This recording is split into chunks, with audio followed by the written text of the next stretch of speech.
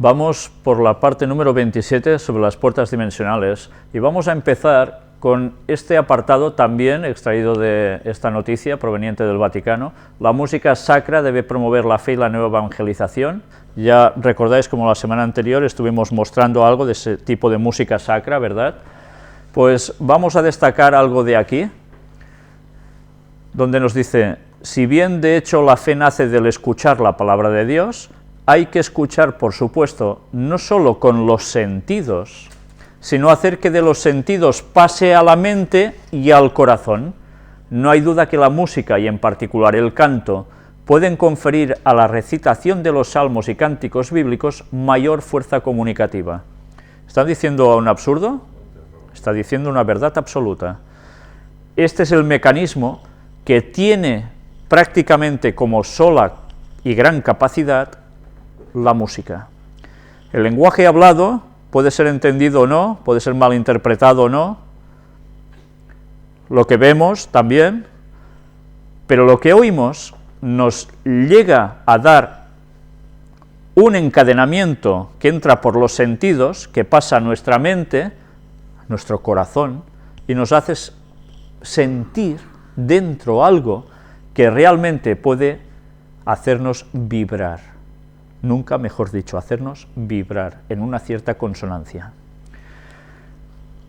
Como el diablo sabe lo mismo que Dios utiliza la música para hacernos sentir más próximos a Él, Satanás también sabe que utilizando la música, que puede ser disfrazada de sacra, nos puede llevar a todo lo contrario, a ciertos estados mentales.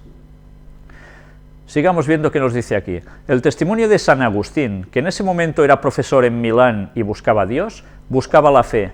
En este sentido es muy significativo. En el libro X de las Confesiones, su autobiografía, él escribe: cuando me vienen en mente las lágrimas que las canciones de la Iglesia me arrancaron a los inicios de mi fe reconquistada, y la conmoción que aún hoy me suscita no solo el canto, sino también las palabras cantadas, si cantadas con una voz clara y con la debida modulación, reconozco de nuevo la gran utilidad de esta práctica. Sabéis que San Agustín era un hombre con un gran intelecto y llega a la misma conclusión, ¿no? Con la debida modulación, ¡pam!, consigue un algo genial, ¿no? Y aquí seguimos destacando. Y aquí, queridos amigos, ustedes tienen un papel importante. Empéñense por mejorar la calidad del canto litúrgico, sin temor de recuperar y valorizar la gran tradición musical de la Iglesia, que en el canto gregoriano y la polifonía, como la que mostramos la semana anterior, tiene sus dos mayores expresiones, como afirmó el Concilio Vaticano II. Van a volver a instaurar más fuertemente el canto gregoriano y la polifonía. Ya vimos cómo a través de Hildegarda se iban a recuperar sus composiciones musicales, se iban a tocar un poco, dándole algo un poco moderno, para que llegara prácticamente a poder ser un number one, ¿no? Un número uno. Pues bien, ¿todo esto qué quiere decir? Que realmente a través de la música se pueden llegar a conceptos que pueden ayudar a las personas a ir hacia un cierto punto que a ellos les interesa. Y sigue diciendo: me gustaría hacer hincapié en que la participación activa de todo el pueblo de Dios en la liturgia no consiste solo en hablar, sino también en escuchar, acoger con los sentidos y con el espíritu la palabra. Y esto vale también para la música sacra. Ustedes que tienen el don del canto pueden hacer cantar a los corazones de mucha gente durante las celebraciones litúrgicas. Acoger con los sentidos. ¿Dios trabaja a través de los sentidos? Sí, pero Satanás también. Y como siempre, ese estrecho filo decantándose hacia un lado o hacia el otro es tan sensible, tan casi imperceptible, que con qué facilidad podemos caer en el lado oscuro. Los sentidos son la clave para todo. ¿Sabéis? Hay iglesias donde, mirad, ellos lo dicen, no consiste solo en hablar la liturgia. Yo ahora lo equipararía a lo que sucede en el mundo protestante, en definitiva, porque es donde más se está haciendo, que en las iglesias se canta mucho y se habla poco. ¿Por qué? Pues porque se cantan cierto tipo de canción que lleva a más euforia, a pasárselo bien, a que yuppie es ser cristiano, y que se crean emociones, como antes hemos visto en el testimonio que hemos leído, ¿no? Ciertos tipos de emociones que te pueden alterar realmente, y que Satanás evidentemente puede aprovechar. Es triste también cuando en iglesias adventistas actualmente en muchos lugares se está cantando y cantando y cantando y cantando y dale a la canción, y de hablar de la palabra de Dios se habla muy poco. Lo adecuado es encontrar un equilibrio, como siempre. Todo tiene su lugar, pero en equilibrio. Y eso hay que ir con mucho cuidado, porque el tema de los sentidos y las emociones se está trabajando para hacernos sentir que estamos cerca de Dios, solo cantando y cantando y cantando, pero luego estamos vacíos de contenido. ¿El mensaje se puede llevar cantado? Sí, es cierto, pero hay cosas que nos tienen que además ayudar a una reflexión total, y es con estudio, y eso se hace en silencio o hablándolo. Una cosa no debe dejar de banda la otra, todo equilibrado, pero ya veis, Satanás conoce muy bien también cómo funcionan nuestras mentes. Y vamos a seguir con esas citas de Elena White, que hoy no leeremos muchas, el tiempo se nos ha echado encima, pero que nos van a seguir dando constancia de lo que hemos venido mostrando, y están extraídas del ministerio médico. Cuando finalicemos estas citas, vamos a presentar lo que os he dicho antes, que creo que nadie se quede indiferente cuando lo vea. Predicad la palabra. Yo diría a los que sostienen conceptos contrarios a esta clara enunciación de Cristo: en tales asuntos el silencio es elocuencia. Es presunción dar cabida a suposiciones y teorías en relación a temas que Dios no nos ha dado a conocer en su palabra. No necesitamos entrar en especulación acerca de nuestro estado futuro. A mis hermanos ministros digo: predicad la palabra, hacedlo a tiempo y fuera de tiempo. No coloquéis en el fundamento heno, paja y hojarasca, vuestras propias invenciones y especulaciones que no benefician a nadie. Cristo no ocultó verdades esenciales para nuestra salvación. Las cosas que están reveladas son para nosotros y para nuestros hijos, pero no debemos permitir que nuestra imaginación establezca doctrinas referentes a lo que no se nos ha revelado. El Señor ha hecho toda provisión para nuestra felicidad en la vida futura, pero no ha hecho revelaciones concernientes a estos planes, y no debemos especular acerca de ellos, ni debemos medir las condiciones de la vida futura por las condiciones de esta vida. Tantas veces, imaginamos esta sociedad, es así, el cielo y la tierra nueva después serán igual, pero todo en súper bien. No, el esquema va a cambiar radicalmente, será otra situación, pero como no lo sabemos cómo va a ser, pues ahí nos quedamos, y no le demos vueltas. Se me reveló que usted está en grave peligro. Satanás va tras sus huellas, y a veces le ha susurrado fábulas placenteras y le ha mostrado cuadros encantadores de una a quien él sugiere como una compañera más idónea para usted que la esposa de su juventud, la madre de sus hijos. Satanás está obrando sigilosa e incansablemente para derrumbarlo por medio de sus tentaciones especiosas. Él está decidido a hacerse su maestro, y usted necesita colocarse ahora donde pueda obtener fortaleza para resistirle. Él se propone entramparlo en las redes del espiritismo, y espera separar sus afectos de su esposa y fijarlos en otra mujer. Él desea que su mente se absorba en esta mujer hasta que por medio del afecto impío ella llegue a ser su Dios. Sí. Esto que veis aquí es algo que nos debería hacer pensar, lo leímos ya la anterior vez, porque quiero que os deis cuenta de algo muy importante. La forma que tiene Satanás de trabajar sobre nuestras mentes, sobre nuestros sentidos, nos hace quedar cautivos de un concepto que a veces imaginamos, que puede ser casi una divinización de una persona, ya lo veis, llegar a ser su Dios, y a través de utilizar a otras personas nos puede hacer sucumbir donde no debemos. El juego de Satanás es siempre buscar los sentidos. Por eso en la Biblia se nos habla tantas veces de cómo esta mañana habíamos tratado también de la armadura del cristiano, que aparece en Efesios, ¿no? Donde se nos describe parte por parte lo que el cristiano debe llevar para salir vencedor. Los ataques de Satanás no suelen ser ataques directos de que te va a matar y ya está, eso a veces pasa, es cierto, pero a veces lo que más abunda, no a veces, sino prácticamente siempre, sus ataques son a nuestra mente, directamente. Por eso no somos conscientes de que todo lo que hay a nuestro alrededor nos afecta para bien o para mal. No hay alternativa, no somos inmunes a nada. Todos tenemos la misma capacidad, que es, funcionamos así. Todo lo que hay a nuestro alrededor nos afecta.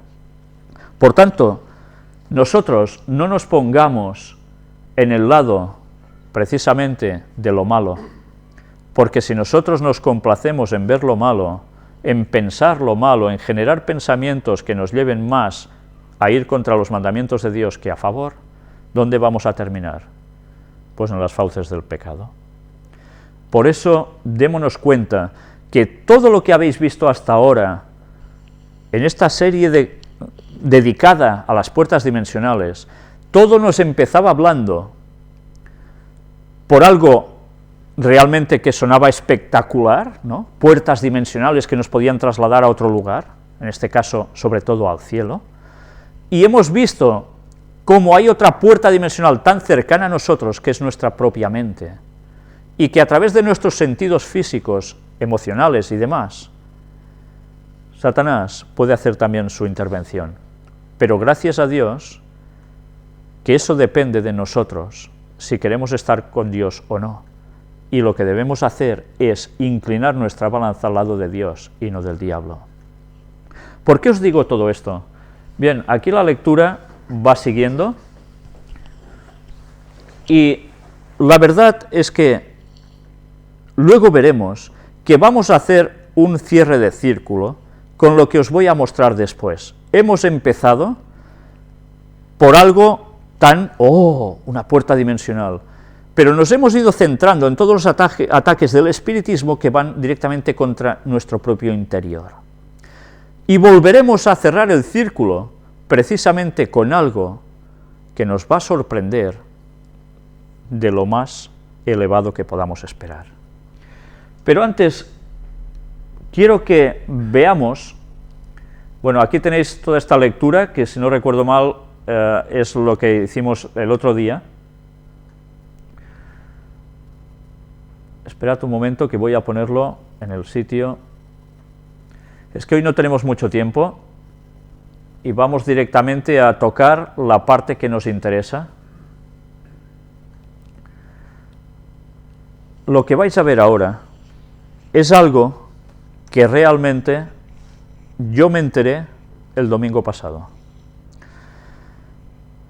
Vamos a conseguir, si Dios quiere, que la persona que me lo propició venga a dar su testimonio personalmente aquí, en una conferencia en directo, no sé si el sábado siguiente o el que vendrá después. Va a buscar su momento para podernoslo explicar. Él no es adventista, es un evangélico, pero vais a ver también cómo él os contará, cómo a su vez alguien se lo dijo a él, lo que os voy a mostrar yo ahora. Vamos a ver de qué se trata. Hoy la conferencia, esta segunda parte, va a ser sumamente breve, pero quiero que sea así de breve para que verdaderamente os vayáis con una reflexión muy fuerte. La puerta al cielo de Betel. ¿Recordáis que estuvimos hablando, si no recuerdo mal, era en el primer tema de esta serie de las puertas dimensionales, sobre Betel? ¿Qué es lo que nos motivó a encontrar, gracias a Dios, que realmente en la Biblia se hablaba de puertas dimensionales? Y recordamos el texto donde aparece en Génesis, creo que es el capítulo 30, si no recuerdo mal, cuando Jacob, que luego pasa a ser Israel, va a un cierto lugar y allí en un sueño ve una escalera que se une la tierra con el cielo, por donde suben y descienden los ángeles de Dios. Y él se despierta sobresaltado y dice: ciertamente esto es casa de Dios y puerta del cielo. Y coge una piedra que había sido su cabecera, su almohada por esa noche, la unge con aceite y la llama Bet-El, casa de Dios. Ahora que hemos recordado esto, vamos a hablar en unos datos recopilados de lo que es Bet-El en Wikipedia, pero que es interesante para que os deis cuenta de lo que vais a ver después. Bet-El en hebreo significa casa de Dios, es el nombre de una ciudad cananea de la antigua región de Samaria, situada en el centro de la tierra de Canaán, que era la tierra prometida, al noroeste de Ai por el camino para Siquem, a 30 kilómetros al sur de Silo y a unos 16 kilómetros al norte de Jerusalén. Bet-El es la segunda ciudad más mencionada en la Biblia. Curioso, ¿eh? En este lugar fue donde Abraham construyó su altar cuando llegó por primera vez a Canaán. En este lugar. Allí Jacob vio en visión una escalera cuyo extremo tocaba al cielo y los ángeles subían y bajaban.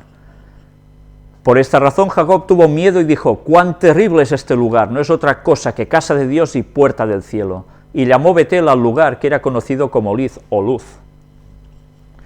Bet-El también era un santuario en los días del profeta Samuel, quien allí juzgaba al pueblo. Desde allí lo juzgaba. Y fue el lugar donde fue sepultada Débora, la nodriza de Rebeca, esposa de Isaac. Bet-El fue el lugar de nacimiento de Hiel, quien trató de reedificar la ciudad de Jericó. Cuando Bet-El aún no pertenecía al pueblo de Israel, Josué debió batallar contra el rey de Bet-El y otros reyes y los venció. Cuando el pueblo de Israel había tomado posesión de la tierra prometida, en la repartición por tribus fue asignada la tribu de Benjamín, pero en tiempos posteriores perteneció a la tribu de Judá. ¿Quién surgió de la tribu de Judá? ¿Lo recordáis? Jesús, el Mesías. Fue uno de los lugares donde permaneció el arca de la alianza, símbolo de la presencia de Dios. Estaba puesta allí durante un tiempo. En Bet-El el profeta Samuel juzgaba al pueblo. Después de la división del reino de Israel, Jeroboam I, rey de Israel, mandó erguir un becerro de oro en Bet-El, que fue destruido por Josías, rey de Judá, muchos años después. Mirad cómo en un lugar donde había algo tan emblemático como había sido hasta el Arca de la Alianza, tan emblemático por toda la otra anterior historia, llega a erigirse un becerro de oro.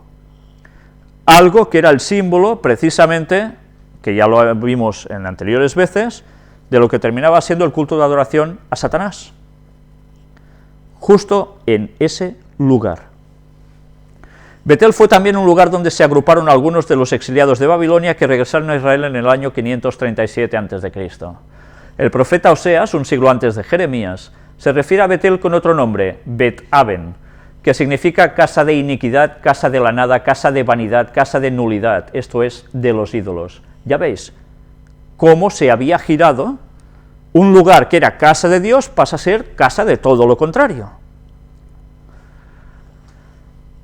En Amós, el sacerdote Amasías dice al profeta Amós que huya a Judá y no profetice más en Bet-El porque es santuario del rey y cabecera del reino. El profeta Jeremías afirma que la casa de Israel se envergonzó de Bet-El debido a su idolatría y específicamente al culto al becerro de oro. ¿Cuántas veces hemos dicho que Satanás siempre copia lo de Dios, lo plagia e intenta suplantar lo de Dios? ¿Por qué os digo esto? Pronto lo entenderéis. Aquí tenéis todo lo que se habla en un diccionario de Wiki cristiano sobre Bet-El. Y, bueno, si queréis lo vamos a leer en un momento para recordar un poco más de cosas. Aldea cananea, originalmente llamada Luz, el nombre Bet-El le fue dado por Jacob, quien allí tuvo su sueño de la escalera celestial. Estaba al oeste de Ai, al sur de Silo, y cerca de Migmas. Abraham acampó 2 veces en Bet-El. donde construyó un altar. Cuando Jacob regresó de la casa de Labán, al llegar al lugar, siguió el ejemplo de su abuelo. Cuando los israelitas al mando de Josué invadieron el país, el pueblo de Betel ayudó al de Ai a resistirlos, pero ambas ciudades fueron conquistadas. En la división del país, Betel fue asignada a Benjamín, pero estaba en la frontera con Efraín, y los efraimitas la consideraban de ellos. Durante la guerra del Israel contra Gabá, los israelitas buscaron el consejo de Dios y le ofrecieron sacrificios en Betel. En estos versículos, la Reina Valera traduce Betel como casa de Dios, de modo que los textos se pueden entender como que hablan del tabernáculo en Silo, donde estaba el arca en ese tiempo. Pero, lo que veis aquí, nunca se usa de este modo en la Biblia. Para casa de Dios se usa Bet Yahvé, Bet Elohim o Bet Bayit. El vocablo Bet siempre se refiere a la ciudad de ese nombre.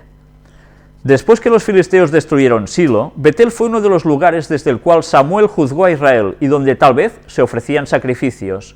Jeroboam I estableció en Betel uno de los centros de adoración del becerro. El rey Abías de Judá ocupó temporariamente la ciudad. Betel fue repetidamente denunciada por los profetas por sus pecados, y Oseas la llama Betabén. Finalmente Josías profanó su lugar sagrado, destruyó su altar y sobre él quemó los huesos de los sacerdotes idólatras que exhumaron de sus sepulturas. Los descendientes de algunos de los habitantes de Betel regresaron de Babilonia con Zorobabel después del exilio, y la ciudad fue reconocida como perteneciente a Benjamín. Jugó un papel importante en el período macabeo y en la guerra judeo-romana fue capturada por Vespasiano. Hoy es una aldea pequeña llamada Beitín, a unos 17,5 kilómetros al norte de Jerusalén. Las excavaciones llevadas a cabo en 1927 y en 1934 por Albrecht y Kelso muestran que el sitio fue habitado desde el tercer milenio antes de Cristo y que sufrió una severa destrucción en el siglo XIII antes de Cristo. También dan evidencia de la destrucción por los asirios y en la transición entre los dominios babilónico y persa.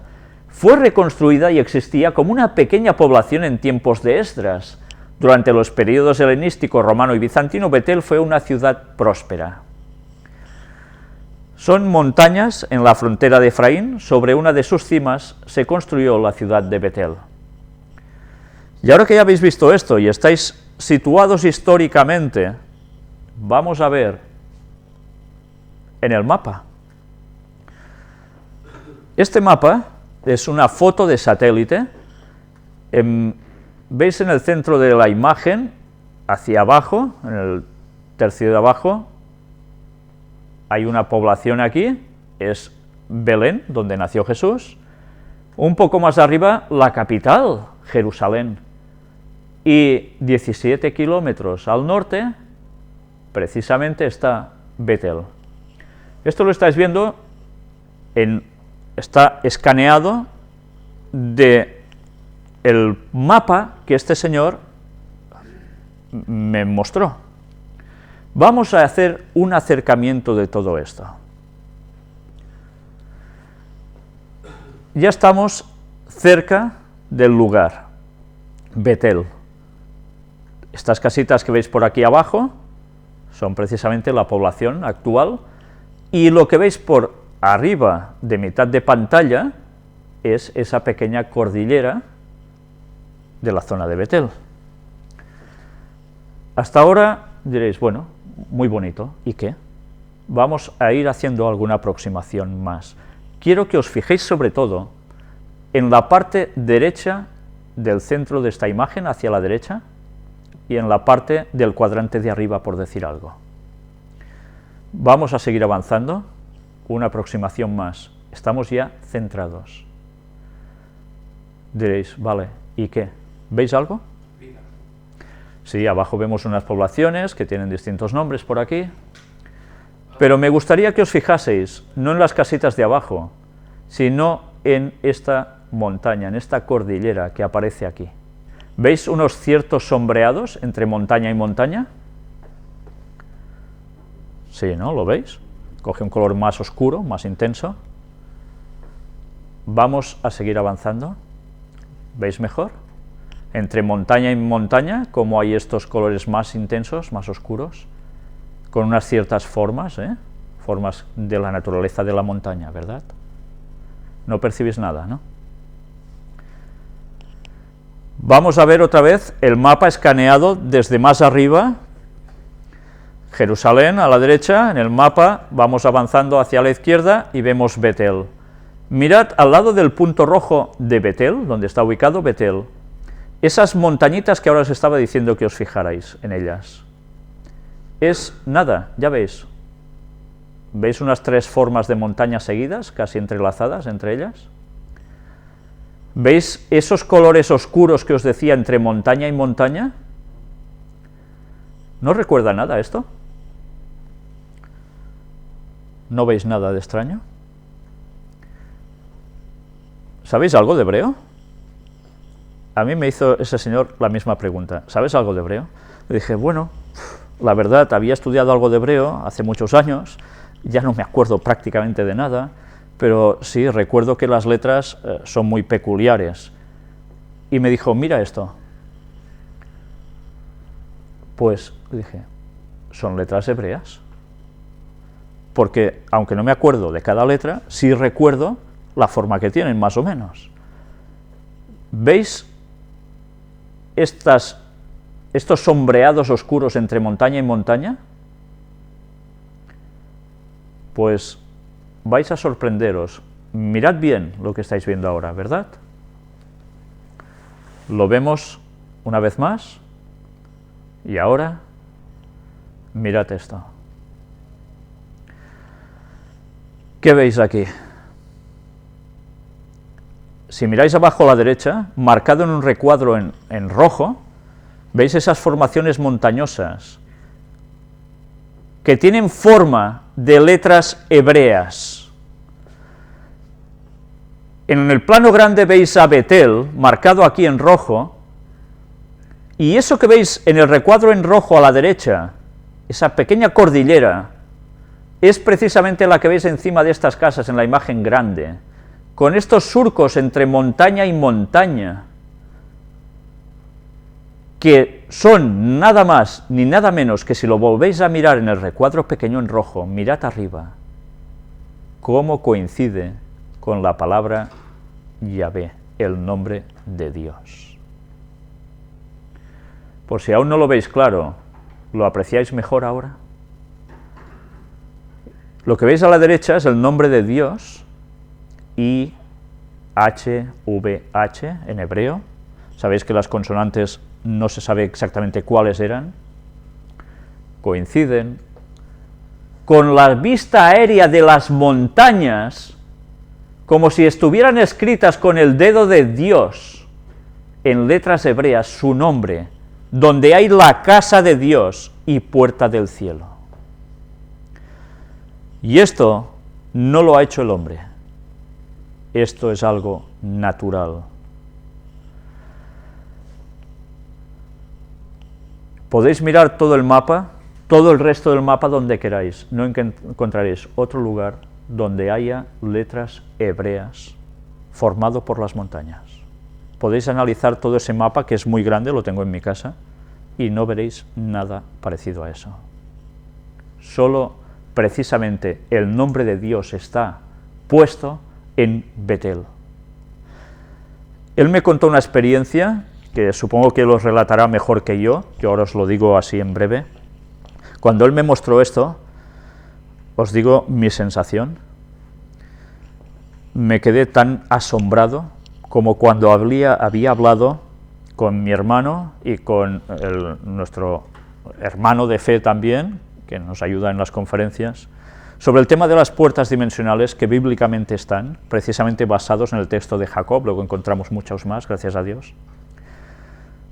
Y que cuando me senté a poner un vídeo de Ron Wyatt, vi como él precisamente 30 años antes ya estaba hablando de eso, que había una puerta dimensional en Betel, que literalmente esa casa de Dios era puerta del cielo, con ese encuentro que él tuvo con Jesús, precisamente cuando cavaba en el Arca de la Alianza.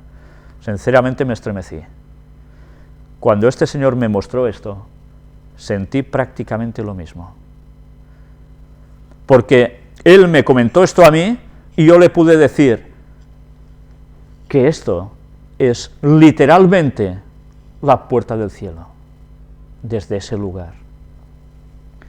Creo que fue un intercambio de información que nos dejó bastante perplejos a los dos, atónitos, alucinados, la verdad.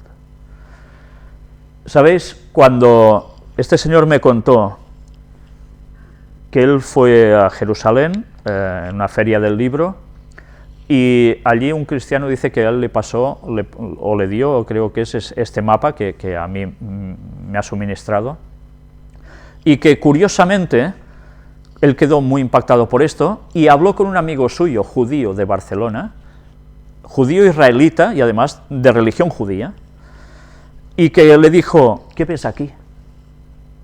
Y dice que no le respondía nada. Le volvió a decir, ¿qué ves? Seguía sin responderle nada. Y le tuvo que preguntar una tercera vez diciéndole, ¿qué ves? Y le dijo, veo el nombre de... Y se calló, porque ellos no pueden pronunciar Dios. Y era un propio judío. Él había visto claramente que esto eran las letras hebreas para el nombre de Dios, de Yahvé. ¿Qué hace el nombre de Dios justo en esas montañas? Recordad que antes os había dicho que Satanás copia todo lo de Dios. ¿Qué han hecho? Ciudades que vistas desde arriba son planos con simbología. Washington, Roma. Obeliscos que vistos desde arriba, con la circunferencia, con toda su simbología, que se aprecia desde arriba, las líneas de Nazca, cuántas cosas más. Orión, las pirámides en Egipto, las pirámides que formaban en esa ciudad sumergida en las aguas en Cuba, que también lógicamente solo desde arriba ves que era Orión también. Satanás no inventa nada, plagia lo de Dios. Y tal como Dios tiene su puerta marcada para que los ángeles vengan desde el cielo, desde más allá de Orión, a la tierra, Satanás tiene sus puertas dimensionales para acceder también desde sus puntos en el aire. ¿Os dais cuenta de la importancia del tema de las puertas dimensionales? Satanás siempre copiando lo de Dios, siempre. Aquí tenemos una explicación que este señor mismo nos escribió y nos ha puesto para que la podamos mostrar también. Las 4 letras juntas, YHVH, que son la cercana traslación de las 4 letras consonantes del nombre en hebreo, del nombre en mayúsculas. De acuerdo al mandato de Éxodo 27, que prohíbe tomar en vano el nombre del Señor, en la lectura de los judíos lo reemplazan habitualmente por un eufemismo, normalmente Adonai, mi Señor. Debido a que se ha utilizado predominantemente en forma escrita, se le denomina también tetragramatón, palabra de 4 letras por su grafía. En hebreo es usual también la expresión Hashem, el nombre. El nombre del Eterno es impronunciable. ¿Entendéis por qué ese señor no lo pronunciaba? Y no existe forma actualmente de conocer su articulación correcta, y de saberla hay un mandamiento que prohíbe decir el santo nombre en vano. El profesor Gerard Gertux, erudito hebreo, especialista en el tetragramatón, quien fue presidente de la Association Biblique de Recerca de Anciens Manuscrits, considera que la pronunciación más cercana sería Yehová. Por lo tanto, si bien la forma Yahvé con sus variantes es la preferida por algunos sectores, no se tiene la seguridad que efectivamente sea la pronunciación original. Esto indica que no se debe considerar la forma Jehová con sus variantes como una manera inexacta o errónea de verter el tetragrama, sino solo como una variante posible. Y aquí tenéis, según entendidos, parece que estas son las posibles pronunciaciones del nombre, y ya veis qué cantidad hay. Por cierto, aquí tenéis la dirección donde podéis conseguir este mismo mapa. Evidentemente no los va a regalar, pero sabed que yo lo extraje de la librería judía, del Museo Judío de la ciudad de Girona, donde este señor trabaja. Pues bien, mirad qué curiosas citas de Elena White. Patriarcas y profetas, dice ella. el nombre de Dios estaba escrito en cada hoja del bosque y en cada piedra de la montaña, en cada brillante estrella, en la tierra, en el aire y en los cielos. El orden y la armonía de la creación les hablaba de una sabiduría y un poder infinitos. Continuamente descubrían algo nuevo que llenaba su corazón del más profundo amor y les arrancaba nuevas expresiones de gratitud. Parecía que era una forma de hablar, que sencillamente esto lo veían Adán y Eva en la creación, pero es porque lo sentían. Pues resulta que Elena White estaba escribiendo que su nombre está en la tierra. En todas las cosas creadas descubrirá una escritura. En el vasto universo contemplará el nombre de Dios escrito en grandes caracteres. Y ni en la tierra, ni en el mar, ni en el cielo quedará señal del mal, escribe en La Educación, y en Conducción del Niño. El nombre de Dios estaba escrito en cada hoja del bosque y en cada piedra de las montañas, en toda estrella brillante, en el mar, el cielo y la tierra. ¿Y dónde de la tierra? En Betel. Pues bien, por si os quedaba alguna duda, Salmo 83, versículo 18, y conozcan que tu nombre es Jehová, tú solo Altísimo sobre toda la tierra. La tierra está sellada con el nombre de Dios, su Creador. Pues bien, si alguien cree en las casualidades y quiere decir, no, esto más o menos, no, ¿qué va a ser? Que se lo digan a un judío, que ellos saben leer muy bien todo esto. Pues nada, quiero terminar con todo esto para que nos demos cuenta que verdaderamente pertenecemos a Dios, porque si pertenece la tierra, pertenecemos nosotros, y que pronto va a venir a buscar a los suyos. El nombre de Dios escrito en la tierra no son bromas. Hagamos lo posible para estar con Él en breve, porque Él dejó marcada su tierra, y aunque el diablo se haya hecho el príncipe de este mundo, no es el dueño. El Rey de Reyes es el Señor de la tierra. Pues bien, que Dios nos ayude a tener esto siempre presente y que andemos en sus caminos hasta que Él vuelva. Amén.